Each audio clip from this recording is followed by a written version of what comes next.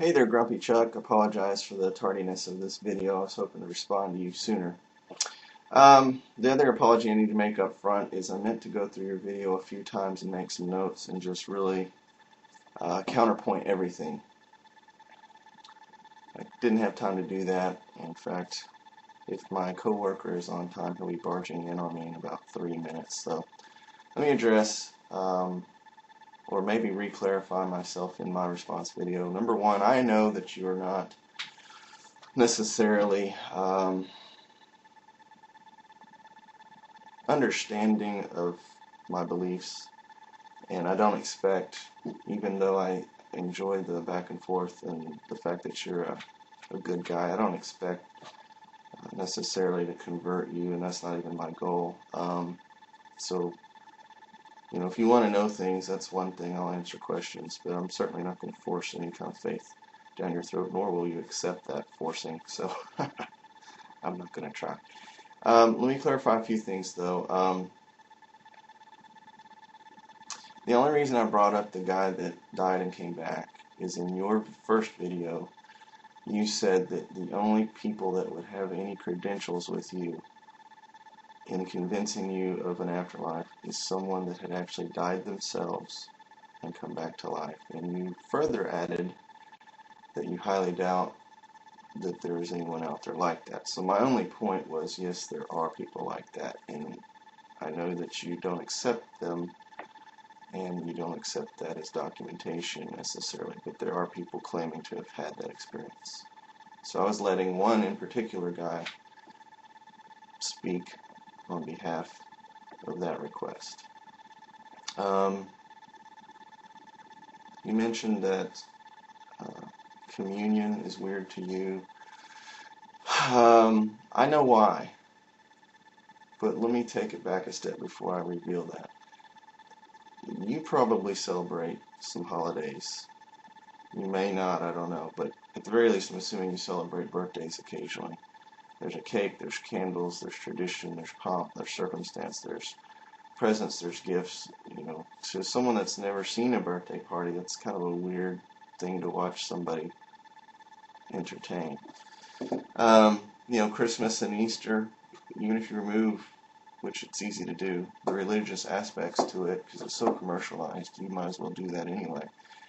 You got some Easter bunny delivering eggs to your house. You got some fat, jolly man giving you presents, and a tree and lights. So my only point in bringing these things forward is that humans in general celebrate things and have traditions, and I think the religious practices in some cases are the strangest. So on one hand, I was trying to agree with you there, but then you did come back with a jab, and it makes sense. Communion can be weird when you realize that the sacraments and what Jesus called them, it sounds weird. The bread is his body broken for you. It's his flesh. And the juice is his blood poured out for you in the forgiveness of sins. It's starting to sound like a vampire, aren't we? If you just boil it down to the fact that we're sharing bread and wine, I don't think anybody would get too upset about that. If I invited you to my house for some bread and wine, you'd probably be like, hey, when do I show up? What do you want me to bring? I may make some sort of video later that explains communion a little bit better, but I understand why that religious practice may eke you out a little bit, or irk you, or cause questions. There are answers to those questions, though, if you want them. Last but not least, back to the topic of people joining a religion just to be told what to do. My point to you was not that we aren't told what to do. It's that is not why, I can't speak for everyone, but I'm assuming that is not why the majority of people become a part of a religion. I mentioned it in my former video, but I'll mention again. Being told what to do is a byproduct of being involved in your particular faith organization. It is not why people join. I don't need to be told what to do. I don't prefer to be told what to do, but am I willing to be told? Am I willing to be humbled and instructed? Am I willing to defer some of my worldly wisdom for maybe a higher wisdom?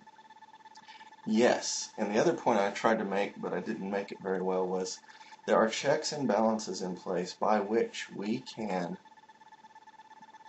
hold each other accountable and not be caught sitting at the Kool-Aid stand with some cult leader in front of us trying to tell us to commit suicide and, jump on the next spaceship.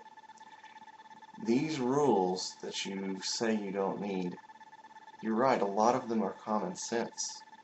Common sense isn't so common anymore, unfortunately. And the majority of the things that I follow and adhere to are not new. If someone's coming out with some new stuff, I'm suspect immediately. So whether you feel like me going to Scripture is a good idea to keep people in check or not, maybe at least you'll concede that the fact that these rules have been around since the foundation of Christianity, and I'm not willing to accept somebody coming up to me with some brand new things, maybe that'll give you a little bit more confidence. I don't know. Anyway, I'm sorry I didn't do a point by point. It probably would have been a 40-minute video anyway if I had done that. Let's keep talking. Maybe we'll get on another subject. Maybe we'll keep hashing this one out. But I do appreciate you and your video, and I think it's a lot of fun to discuss these kinds of things. So for now, this is The Edge, signing off.